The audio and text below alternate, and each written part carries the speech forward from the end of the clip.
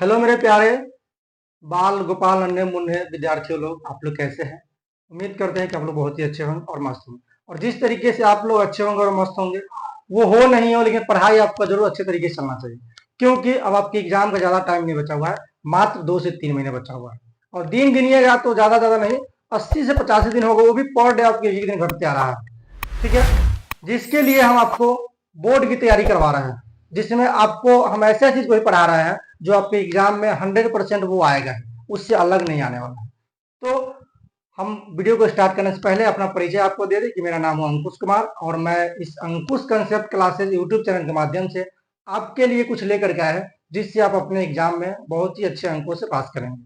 तो चलिए video start करते हैं। और हम उससे पहले बता दें आपको, अगर आप इस चैनल पर नए हैं तो चैनल को सब्सक्राइब कर लीजिएगा और साथ में बेल आइकन दबाना नहीं भूलिएगा। और हो सके जितना ज्यादा आप अपने सर जी के लिए वीडियो को शेयर कर दीजिएगा। तो चलिए आज हम लोग सीखेंगे क्या। तो आपके एग्जाम में जो पूछा जाता है कि निबंध लिखने के लिए, ठीक है, और वो निबंध आपका होता है 8 नंबर का। ध्यान रखिएगा कितना नंबर का होता है, तो 8 नंबर का। तो आज हम आपको 8 नंबर जो है वो क्लियर करने वाले हैं। ठीक है, कितना नंबर क्लियर करने वाला है? 8 नंबर। आपके एग्जाम में एक एक नंबर इंपॉर्टेंट होता है, तो हम आज आपको 8 नंबर क्लियर करने वाले हैं। अगर आप इस तरीके से लिखते हैं, और ध्यान दीजिएगा अधिकतर जो है बार बार आपसे बेरोजगारी पे पूछा ही जाता है, तो हम आपके लिए बेरोजगारी को ही लेकर के आए हैं। और वैसे हम एक एक करके स्टेप बाय स्टेप सब चीज को लेकर के आएंगे जो आपके एग्जाम से रिलेटेड होने वाला है। तो सबसे पहले हम आज जो लेकर के आए वो बेरोजगारी पे। ठीक है, तो बेरोजगारी पे क्या ऊपर लिखा हुआ है, बेरोजगारी पर, ध्यान दीजिए, बेरोजगारी पर निबंध लिखे 100 शब्दों में। अगर आपको रियल में 8 नंबर चाहिए एग्जाम में, एक भी नंबर नहीं कटे, तो आपको 100 शब्दों में ही लिखना पड़ेगा। अगर उससे कम में लिखते हैं तो फिर आपका नंबर कटने का चांसेस बढ़ जाता है। तो चलिए वहीं पे यहाँ पे आपको 100 शब्दों में लिखा गया, एक नंबर नहीं कम होगा नहीं ज्यादा होगा, गिन सकते हैं। ठीक है, तो चलिए सबसे पहले जो लिखने का यहाँ पे तरीका होता है वो तरीका होता है भूमिका को हम लोग लिखते हैं। इसको लिखते हैं भूमिका को, यानी वो क्या होता है। जैसे बेरोजगारी है तो बेरोजगारी क्या होता है, बेरोजगारी से क्या होता है। ठीक है, तो सबसे पहले हमको भूमिका को लिखेंगे, उसके बाद लिखना पड़ता है आपको प्रस्तावना को। बहुत जगह आपको सिखाया गया होगा सीधे एक के लाइन में भर दीजिए और हो गया, तो वहां पे आपको 8 नंबर नहीं मिलने वाला। अगर आप इस तरीके से उसको सब चीज एक एक करके स्टेप बाय स्टेप जानकारी देते हैं तो एग्जामिनर आपको 8 में 8 देकर के जाने वाले हैं, एक नंबर काटने वाला नहीं है। चलिए उसके बाद क्या लिखना है आपको, प्रस्तावना। उसके बाद आता है बेरोजगारी के कारण क्या हो सकते हैं। अब कारण भी तो बिना कारण कुछ होता नहीं है, कारण होता है यहाँ पे बेरोजगारी कारण। उसके बाद इस बेरोजगारी जो होता है उससे प्रभाव क्या पड़ता है हमारे समाज पे, हमारे ऊपर, और हमारे देश पे क्या प्रभाव पड़ता है उसके बारे में। उसके बाद उपाय, अब इस बेरोजगारी को दूर करने का उपाय क्या है, उस उपाय को ही बताएंगे हम। लास्ट में हमारा क्या निकलता है, वो निकलता है निष्कर्ष। जैसे आप लोग मैथ में आते हैं ना, तो मैथ में भी आपको निष्कर्ष निकलता है लास्ट में आंसर, उसी तरीके से आपको यहाँ पे निष्कर्ष निकलता है। तो चलिए हम लोग स्टार्ट करते हैं। सबसे पहले यहाँ पे लिखा गया है भूमिका। भूमिका बताता है हमें कि जैसे बेरोजगारी के बारे में बताया, तो बेरोजगारी क्या है, वो कैसे होता है। तो ध्यान, सबसे ऊपर लिखा हुआ है बेरोजगारी हमारे देश की एक बहुत ही बड़ी समस्या है। ठीक है, ध्यान दीजिएगा, इधर से बताते हैं आपको, बेरोजगारी हमारे देश की एक बहुत ही बड़ी समस्या है। जब कोई व्यक्ति यहाँ पे देखिए व्यक्ति लिखा हुआ है, जब कोई व्यक्ति पढ़ लिख कर भी किसी प्रकार की नौकरी या काम नहीं मिल पाता है, यानी कि कहने का मतलब है, ऊपर से पढ़िए फिर से, बेरोजगारी हमारे देश की एक बहुत बड़ी समस्या है। इसमें होता क्या है, व्यक्ति बहुत पढ़ा लिखा होता है और पढ़ा लिखा होने के बाद भी उसको नौकरी नहीं मिलता या कहीं पे भी काम नहीं मिलता है, तो वही आपका बेरोजगारी कहलाता है। जो कहीं काम नहीं करते, घर पे बैठे होते हैं। नेक्स्ट आता है हमारे पास, यहाँ तो हो गया आपका बेरोजगारी कहलाता है। उसके बाद है बेरोजगारी से व्यक्ति एवं देश दोनों को नुकसान है। यानी कि अगर बेरोजगारी होगा तो हमारे व्यक्ति और देश दोनों को नुकसान होगा, क्योंकि जाहिर सी बात है जब हम गरीब होंगे तो हमारा देश तो गरीब होगा। बस नेता लोग यहाँ का अमीर होंगे, दूसरा कुछ नहीं होने वाला। नेक्स्ट आता है, चलिए तो आपको यहाँ समझ में आ गया होगा कि इसका जो भूमिका लिखना है वो कैसे लिखना है। अब नेक्स्ट आता है आपके पास, वो है आपका प्रस्तावना। थोड़ा हम साइड हो जाते हैं, देखिए यहाँ पे आपका प्रस्तावना लिखा हुआ है। ठीक है, प्रस्तावना में क्या है, आज के समय में बहुत से युवा पढ़ाई पूरी करने के बाद भी नौकरी के लिए भटकते रहते हैं। यानी अभी का जो समय चल रहा है, ऐसा समय है कि आप बहुत पढ़े लिखे हैं फिर भी आपको नौकरी नहीं मिल रही है। और उसका रीजन है, इसमें सरकार की दोषी नहीं है, इसमें जो दोषी है विद्यार्थी जो हम लोग पढ़ते हैं, वो युवा लोग भी, क्योंकि वो जो सिर्फ कंपटीशन की तैयारी करते हैं और साथ में उनको कोई टेक्निकल नॉलेज नहीं होता है या फिर उनको कौशल ज्ञान नहीं होता है उनको, इसलिए वो बेरोजगार रह जाते हैं। चलिए हम लोग आते हैं उसके बाद भटकते रह जाते हैं। सरकारी नौकरियां कम और प्राइवेट में वेतन कम और मेहनत ज्यादा होती है। यानी कहने का मतलब है कि सरकारी नौकरियां जो हमारे देश में कम है, अब 125 करोड़ आबादी है, अभी से अब बढ़ भी गया है, 125 करोड़ अगर आबादी है तो 125 करोड़ को तो नौकरी नहीं दे पाएंगे।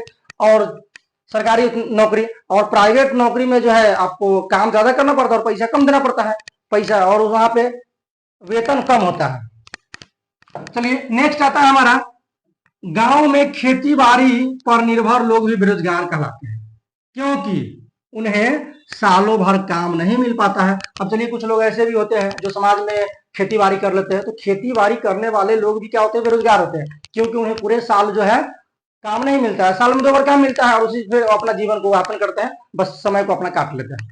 नेक्स्ट आता है हमारे पास बेरोजगारी के कारण। बेरोजगारी के कारण क्या हो सकते हैं, चाहिए दिखाते हैं हम आपको। बेरोजगारी कारण सबसे पहला है जनसंख्या का बढ़ना। ठीक है, बेरोजगारी क्या कारण है, तो बेरोजगारी क्या कारण है, जनसंख्या का बढ़ना। दूसरा है शिक्षा का गलत तरीका। हम जस्ट आपको बताया है कि हम लोग पढ़ाई करते हैं तो सिर्फ और सिर्फ नौकरी के लिए, अपने लिए पढ़ाई करते ही नहीं है। हमारा मानसिकता ही बन चुका है कि हम सिर्फ नौकरी करें, इसके अलावा कुछ नहीं करें, इसलिए आपको नौकरी नहीं मिल पाता है, क्योंकि सारे के सारे लोग अगर नौकरी पर निर्भर रहेंगे तो क्या होगा। नेक्स्ट आता है उद्योगों की कमी। हमारे देश में जो है, देश का तो बात छोड़िए, हमारे बिहार राज्य की बात कीजिए, उद्योग है ही नहीं, बिल्कुल नहीं है, 0% है। इसके लिए बिहार के लोग जो दूसरे से पलायन करते हैं नौकरी करने जाते हैं और वहां पर उनको दर बदर की ठोकरें खानी पड़ती है। नेक्स्ट आता है भ्रष्टाचार और सिफारिश। और कुछ ऐसे भी लोग हैं जो पढ़ लिख लेते हैं और उनका बड़े लोगों से जान पहचान है, नेता मंत्री उनके संपर्क में है, तो क्या करते हैं, वहां से अपना सिफारिश करवा लेते हैं और भ्रष्टाचार करते हैं, सिफारिश अपना करवा लेते हैं और अपना वहां पे नौकरी लग जाते हैं। लेकिन सब आदमी तो ऐसे हो नहीं सकते हैं। नेक्स्ट आता है आपका, इसका प्रभाव क्या पड़ता है, इसका जो है प्रभाव क्या पड़ने वाला है, तो बेरोजगारी से, इधर थोड़ा हम आ जाते हैं, बेरोजगारी से गरीबी बढ़ती है और आर्थिक स्थिति कमजोर होती है। हमें पता है, आपको ही पता है कि अगर आप घर में आप नहीं कमाएंगे तो आपके घर की आर्थिक स्थिति कमजोर होगी और पैसा नहीं रहेगा, तो आपको इधर उधर से पैसा, कभी किसी किसी को ऐसा समय आ जाता है कि जमीन बेचना पड़ता है, तो इस तरीके से आर्थिक स्थिति हमारा कमजोर होते चला जाता है। तो उसके बाद है बेरोजगार व्यक्ति निराश हो जाता है। बेरोजगार व्यक्ति क्या हो जाता है, निराश हो जाता है और कभी कभी गलत रास्ते पर चलना शुरू कर देते हैं। यानी कि जब व्यक्ति बेरोजगार होता है तो उसके माइंड में अजीब अजीब सी बात आता है कि हम इतना पढ़ लिख कर क्या किए नहीं किए, किसी काम के लायक हम नहीं है, उसके घर से और ज्यादा प्रेशर होता है कि पढ़ाई लिखाई करके क्या किया नहीं किया, तो उस सब जब माइंड उसके डिप्रेशन में हो जाता है तो वो क्या करते हैं, गलत रास्तों पर चलना शुरू कर देते हैं, जिससे समाज में अधिक अपराध होने की संभावना बढ़ जाती है। लिखा हुआ यहाँ पे, जिसके कारण समाज में अपराध बढ़ने की संभावना अधिक होती है। जाहिर सी बात है कि अगर आपके पास, अभी देख रहे हैं अपने गांव समाज में अधिकतर चोरी चमारी स्टार्ट हो चुका है, झगड़ा दिन बहुत अधिक हो गया है, 2 कट्ठा 1 कट्ठा जमीन के लिए लोग मर्डर हो जाते हैं। नेक्स्ट आता है इसका उपाय क्या है। अब सरकार को उपाय इनका बताना चाहिए, इसका उपाय हम अपने से लिखे हुए हैं। आप एग्जाम में अगर इस तरीके से लिखते हैं तो 8 में यानी कि 7.5 में नहीं हो सकता है, 8 में 8 फाइनल नंबर आपको मिलने वाला है। चलिए नेक्स्ट करा उपाय आपका क्या है, तो इसका उपाय है सरकार को नए उद्योगों खोलने चाहिए। सरकार को अपने बिहार में फैक्ट्री लगाने चाहिए ताकि यहाँ का लोग कम से कम सरकारी नौकरी ना सही प्राइवेट नौकरी तो कर सके, क्योंकि यहाँ के लोग जो दूसरी जगह जाते काम करने वहां तो नहीं जाना पड़ेगा ना उन्हें।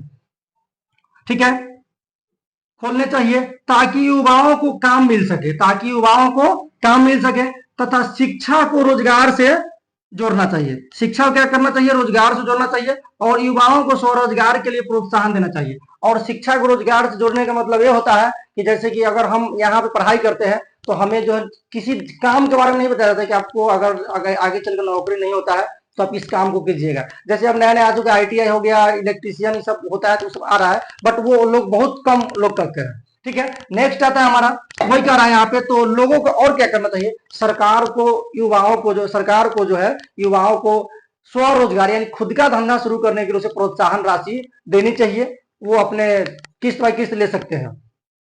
नेक्स्ट आता है आपका जो कि है लास्ट फाइनल है, वो है निष्कर्षण। निष्कर्षण में हमें क्या पता चलता है, हम लोग मैथ बनाते हैं तो क्या करते हैं, सब्जी बनाकर लास्ट में आंसर लाते हैं, वही है। आइए बताते हैं क्या होगा फाइनल इसका।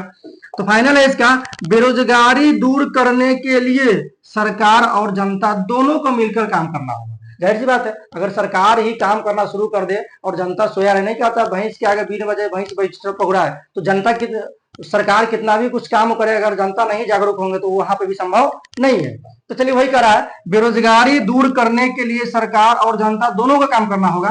तो युवाओं को रोजगार भी मिलेगी और हमारा देश भी विकसित होगा। जाहिर सी बात, जब यहाँ के लोग विकसित होंगे, रोजगार मिलेगा तो हमारा देश भी विकसित होगा। जैसे ही आपके पास पैसा आता तो आपको बुद्धि खुलना बहुत बढ़िया तरह से काम कर रहा था, बट आप कितना भी पढ़े लिखे, अगर आपके पास पैसा नहीं है तो आपका बुद्धि भ्रष्ट है। समाज में कहा जाता है पढ़ा लिखा उसी को समझा जाता है जो नौकरी कर रहा है, बाद बाकी तो जो भी बेरोजगार है वो पढ़ाई लिखाई किया ही नहीं। तो चलिए यहाँ तक हम लोग का जो है 8 नंबर क्लियर हो चुका है। अगर आप इस तरीके से लिखते हैं तो आपको एक नंबर नहीं करने वाला है, 8 में 8 आपको मिल जाएगा। तो आप अगर चाहते हैं स्क्रीनशॉट लेना तो हम हट जाते हैं, आप यहाँ से स्क्रीनशॉट ले सकते हैं। देखिए आपको सामने दिख रहा है, आप स्क्रीनशॉट यहाँ से ले सकते हैं। ठीक है, चलिए तो दोस्तों उम्मीद करते हैं कि यह वीडियो आपको अच्छा लगा होगा और आपके एग्जाम के लिए बहुत महत्वपूर्ण है।